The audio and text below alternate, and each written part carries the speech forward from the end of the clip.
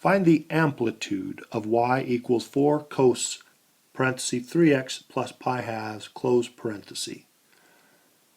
The amplitude is the coefficient of either the cosine or the sine. So in this case, the 4 out in front. So our answer is 4. If you see a negative sign in front of that number, the amplitude is still positive. The amplitude is always positive. The negative would be some kind of a reflection, but it wouldn't change the amplitude. Another way of saying this is you can absolute value the coefficient in front of the cosine or sine to get your amplitude. Find the period of y equals 4 sine left parenthesis 6x plus pi halves right parenthesis. The period is affected by the coefficient of the x. In this case we have a 6 in front of the x. So the period formula is you take your normal period, in this case 2 pi is the normal period for both a sine or a cosine, and pi is the period for a tangent or a cotangent. 2 pi, and then you divide by the coefficient of x. In this case, divide by 6. So 2 pi is not anywhere in the problem, but it's part of the sine wave itself. Sine wave normally has a period of 2 pi, and then divide by the coefficient of x, the 6. So 2 pi divided by 6 reduces to pi thirds, and that would be the period of this graph. Find the phase shift of y equals 5 plus 3 sine parenthesis 2x plus pi halves close parenthesis. The phase shift comes from inside the function. In this case we have 2x plus pi halves. One of the best approaches is to take the inside and factor. So inside the sine, factor the 2 out, and that would leave us x plus pi fourths. Now the phase shift, if you have an x plus pi fourths, the plus pi fourths tells you you're going to move left pi fourths, giving us the phase shift of negative pi fourths. The negative is from the fact that you're going opposite. You're going left if it's a plus pi fourths.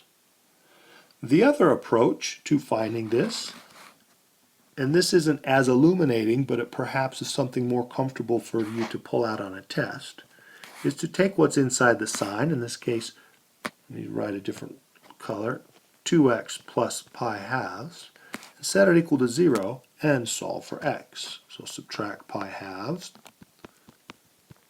giving us 2x equals negative pi halves. Then let's multiply by 1/2. I would normally divide by 2, but since I have fractions on the right, let's use fractions. So the 2's cancel. We have x equals negative pi fourths. That would be another approach to getting a phase shift. It's a nice arithmetic algebra approach, but it isn't as illuminating as factoring will be when it comes to the full graph. Graph the function over a 1-period interval. Y equals 1/3 sine parenthesis 2x minus pi close parenthesis plus 2. The first thing that I would want to do with this is factor out the 2 inside the sine so that I can more easily see the phase shift. So equals 1/3 sine bracket 2 parenthesis x minus pi halves close parenthesis and bracket plus 2. Alright, this way we can see that this is right pi halves. Now calling out the translations, the 1/3 is the amplitude. The 2 affects the period. The minus pi halves tells us we're going to go right pi halves. And plus 2 affects the vertical shift. We're going to go up 2. Now there's a graphical approach and there's the key points approach, and I will do them both. First, the graphical approach. Sine normally oscillates about the x-axis, but in this case we have a plus 2, so it's going to oscillate about plus 2. I'm going to draw on the left side here a dashed line at 2. The amplitude is 1/3, so it's going to go up 1/3. That's not very far. It's going to go, that even looks like a half. But at least gives us an idea that this thing is going to do this really small little oscillation in here. It is not going to get very far. It's not very big. Would have been nicer had they made this y-axis a little bit more spread out for us, but they didn't. Now, normally the sine will start at its center. But in this case, we are right pi halves. So it's going to start here. Do black now. Normally it goes up from there. And it will in this case as well, because we don't have a negative 1/3. So it'll go up. The period is, let's get the period. That's next. Period is the normal period of a sine, which is 2 pi, divided by the coefficient of the x, which is 2. And we get pi. So our period is pi. So if we go to the right, pi, we'll need a couple more tick marks, specifically 5 pi fourths and 3 pi halves. If we go to the right pi from pi halves, we will be at 3 pi halves. So sine will be back to where it started after its full period. Halfway in between, a sine will also be at its middle level, which we have here is at 2. Halfway between those, it'll be at amplitudes. So up first, this one's only going up 1/3, and down. Now you try to make a nice graph out of it, and that's our graph. It is very short. It's squished down because of our vertical compression of 1/3. And that's a great way to graph this. And now for the key points approach. Okay, I've rewritten the function here after the factoring that we did, and we still can see the graph the last time. You need to start with the key points for the regular sine. The key points for y equals sine x would be 0, 0, pi halves 1, pi 0, 3 pi halves negative 1, and 2 pi 0. The nice approach, and the thing about this approach, is those key points for the basic sine are always what you start with, and they're always the same. Now, we need to understand what is going on in this function. So first, the x. The x, we have this minus pi halves, but we know that actually makes it go right. And we have this 2 here. It looks like a time, but we're actually going to divide. So everything that happens in the x does the opposite of what you think. Minus pi halves moves right. Times 2 is a divide 2. So we're going to take, and we do the division first before the addition subtraction. We're going to divide by 2 and then add pi halves to each x value in that order, etc., etc., etc. The y values. We have a plus 2, and we do know that adds 2 because it goes up. And we have a times 1/3, and that will actually multiply 1/3. So the y changes, the vertical changes, do what you think they do. Add 2 times 1/3, or add 2 divided by 3. But I'll do times 1/3, I guess. It doesn't matter. Excuse me. So this would be, and you do multiplication first. So this would be times 1/3, and then add 2 to the y values. Times 1/3, and then add 2. Times 1/3, and then add 2, etc. Okay, and the result of this, our first point, would be 0 divided by 2 is 0, plus pi halves is pi halves. Again, 0 divided by 2 is 0, plus pi halves, comma. 0 times 1/3 is 0, plus 2 is 2. That's our first point. Next point. Pi halves divided by 2 is pi fourths, plus pi halves is 3 pi fourths, comma. 1 times 1/3 is 1/3, plus 2 is let's see, 6 to 7/3. Pi divided by 2 is pi halves, plus pi halves is pi. 0 times 1/3 is 0, plus 2 is 2. 3 pi halves divided by 2 is 3 pi fourths, plus pi halves is 5 pi fourths. Negative 1 times 1/3 is negative 1/3, plus 2 is 5/3. And finally,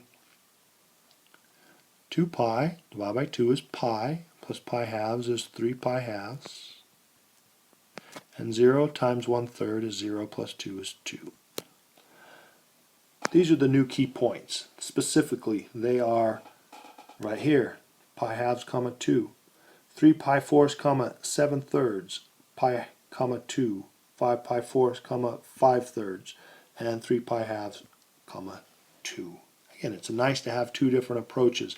The second approach, the key points, it always works, and you can tell it's perhaps a little more work than knowing conceptually how to do the problem.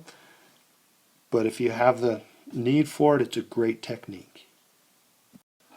Graph one period of y equals 1/2 cosine parenthesis 4 bracket x minus pi thirds bracket parenthesis. Now, cosine usually starts at its amplitude and then goes up and down around the line, the x-axis. Now we don't have any y shifts. There's no adding plus and minus right here, so we know we haven't moved up or down. So we will be hovering around x equals 0. The amplitude is 1/2, so we'll go up 1/2 and down 1/2 from there. So we already know the cosine is going to go in between these lines centered at the x-axis. Now, the 4. This changes the period. The normal period is 2 pi. In this case, we're going to divide by 4 and get pi halves. So this thing will repeat itself every pi halves. And the minus pi thirds inside, this is all factored, it's great, it's in standard form. The minus pi thirds tells us we're going to move right pi thirds. So where the normal function would start at its amplitude, this one's going to start right pi thirds. So we're going to start right here. Now a full period of pi halves. What is pi thirds plus pi halves? It's 5 pi sixths. So after a full period, again this is pi thirds and then plus pi halves. Pi halves in terms of sixths would be 3 pi sixths. So we'd add from pi halves or pi thirds 1, 2, 3 pi sixths. So that's your period. Halfway in between there, which is at a line we don't have, it'll be at the bottom amplitude. And halfway in between there, it'll be at the center. And now just that last part didn't work too well. Let's see if I can do a little better job. Try that again. It's going up and there. That would be our graph. It has the correct period. It has moved to the right pi thirds. And it's been vertically compressed by a factor of 2 or multiplication by 1/2. And that completes this picture. Determine the equation of the function that is graphed. So both sine and cosine waves do this little alteration up and down. Oscillation is what I'm looking for, that word. Oscillation, up and down. So it could be a sine or a cosine. Cosine start at amplitude. Sine start at origin. This one starts at the origin, so I'm going to start off with y equals, and it's going to be something to do with sine. Now, because this one starts at the origin, I know it's not going to move left or right, so it's just going to be sine x. And because it starts at the origin, I know there's not going to be an up or down, so I don't need a +3 or a minus anything like that. Now,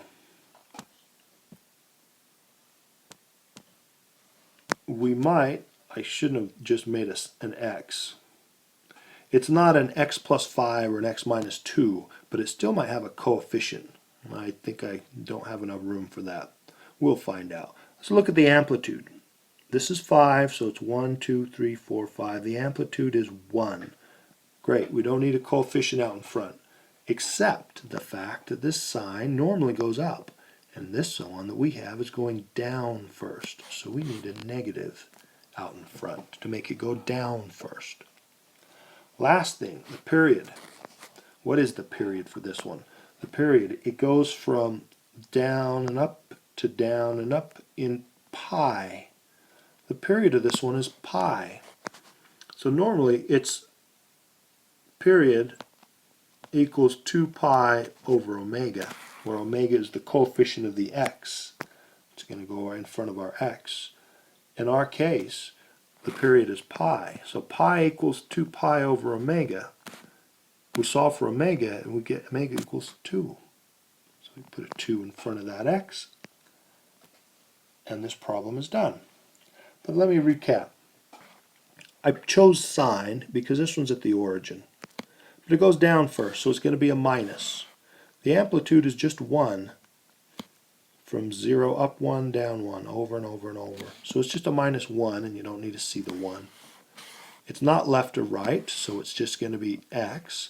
But the 2 is from the fact that the period is pi. Period equals 2 pi over omega, where omega is this coefficient. So if the period is pi equals 2 pi over omega, and you solve for omega, you get omega equals 2.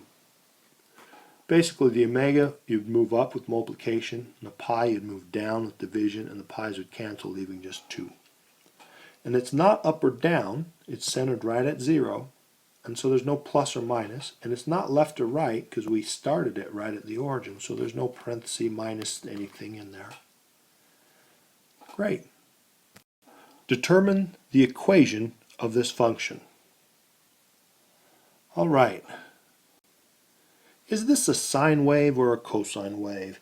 Cosine would start at the amplitude and go down, or maybe at the bottom and go up. This one starts at the origin, so this one, a sine wave, would make it nice, and it goes up.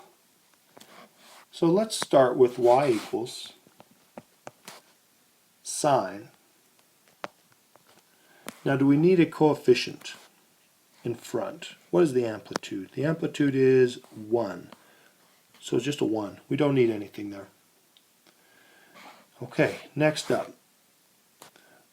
Might be useful to see y equals a sine bx minus c plus d. That's the normal standard form, and we're just trying to find what a, b, c, and d are. A was 1. What is b? What is the period? B has to do with the period. Now we can't see that this thing's how it's repeating. It's going from here, not quite, but we do know, if I were to draw a quick sine wave, that period from the top to the bottom is half a period. So we have that. So we have, what is this? This is pi halves, pi, 3 pi halves, 2 pi. So each line is pi halves. So we're going from negative 3 pi halves to 3 pi halves. That is 6 pi halves. That's 3 pi. So from here to here is 3 pi. And that's half of the period. So the period must be 6 pi. So the period is 6 pi. And the period equals 2 pi over omega, giving us omega is 1/3. So we have 1/3 x. Now what is c?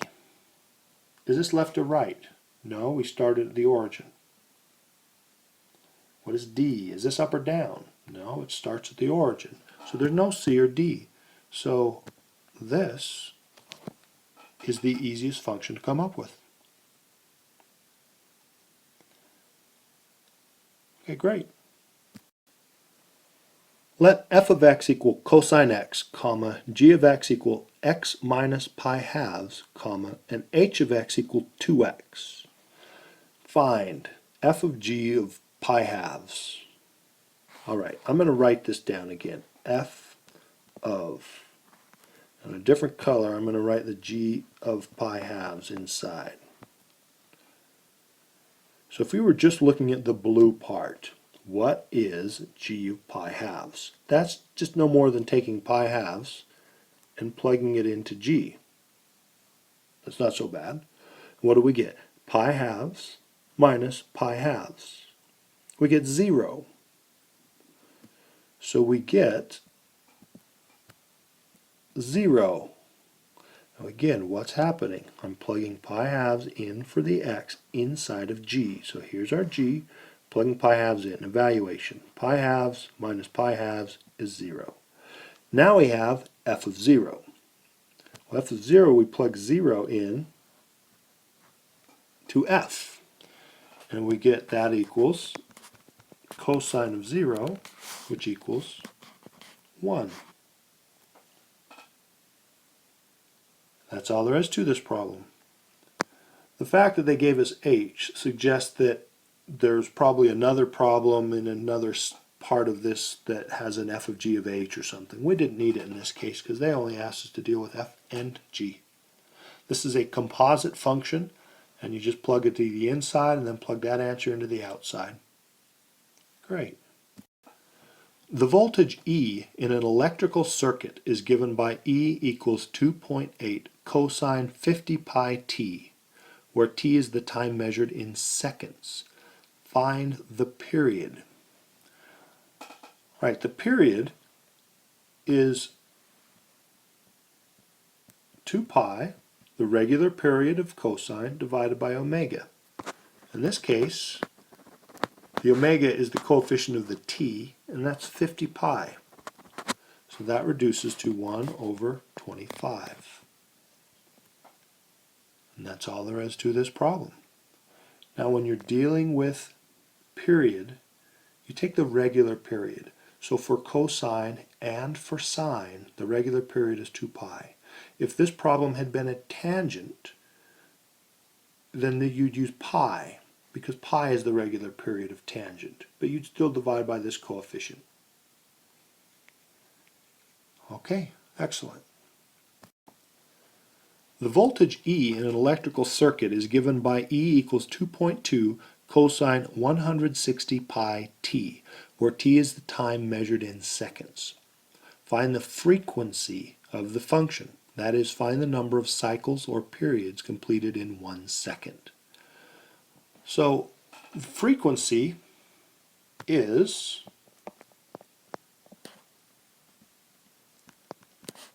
one divided by the period. So to find the period first, the period is the regular period, this is cosine, so the regular period is 2 pi, divided by the coefficient of the independent variable, t in this case, so 160 pi. That reduces to 1 over 80. So the frequency is 1 over that, it's just 80. The units, the period would be in seconds. That's how many seconds it takes for this to alternate. And the frequency would be per second.